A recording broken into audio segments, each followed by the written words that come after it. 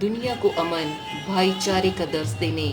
اور آگ بتوں کی پرستش کرنے والوں کے سامنے کلام حق کو پیش کرنے والے روحانی صوفی بزرگ حضرت بابا فرید الدین مسعود گنج شکر کے سالانہ 780ویں عرس مبارک کی 15 روزہ تقریبات خیر و عافیت کے ساتھ اختتام پذیر ہو گئیں۔ دوران عرس جلوہ فروز منظر دیکھنے کو ملے وہ افراد جن کو بابا فرید الدین مسعود گنج شکر نے امن کا راستہ دکھایا تو بہت سی اقوام مشرف با اسلام ہوئی، تو آج ان کی اولاد ان کے مزار پر جوق در جوق آ رہی ہے۔ کسی نے نوافل ادا کیے تو کوئی اللہ کے حضور سجدہ گو ہوا کہ اے میرے رب تیرا شکر ہے کہ میں تیرے دین کے ماننے والوں میں ہوا۔ کسی نے لنگر تقسیم کیا تو کسی نے ان کے مزار پر حاضری دی اور پھولوں کی چادر چڑھائی، تو کوئی میلوں کا سفر طے کر کے ننگے پاؤں ان کے بہشتی دروازے سے گزرنے میں پہل کرتا رہا کہ میں سب سے پہلے ان کے مزار کو دیکھوں۔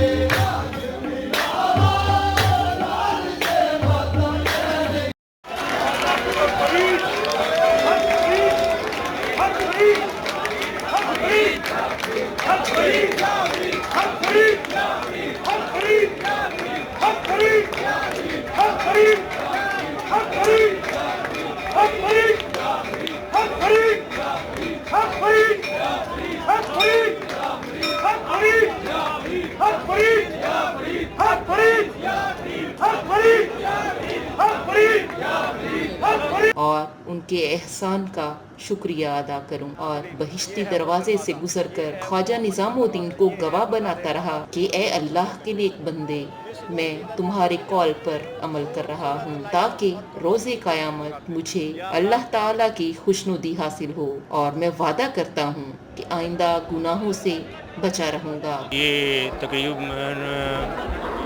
34-35 سال ہو گیا مجھے، سن 1986 سے، تو 1986 کا عرس بھی گر لے وہ بھی میں نے کیا ہے۔ اور کبھی کسی لالچ میں نہ پڑوں گا، تو اس دوران کسی نے ناچ کر تو کسی نے ان کے بابا جی کے اقوال کو پڑھ کر ان سے اپنی محبت کا اظہار کیا۔ منظر تھا کہ دنیا کی عظیم سے عظیم شخصیت اپنی محبت کا اظہار کرتی رہی۔ دعا ہے اللہ بابا فرید کے چاہنے والوں کی یوم قیامت مغفرت اور ان کے درجات کو بلند فرمائے، آمین۔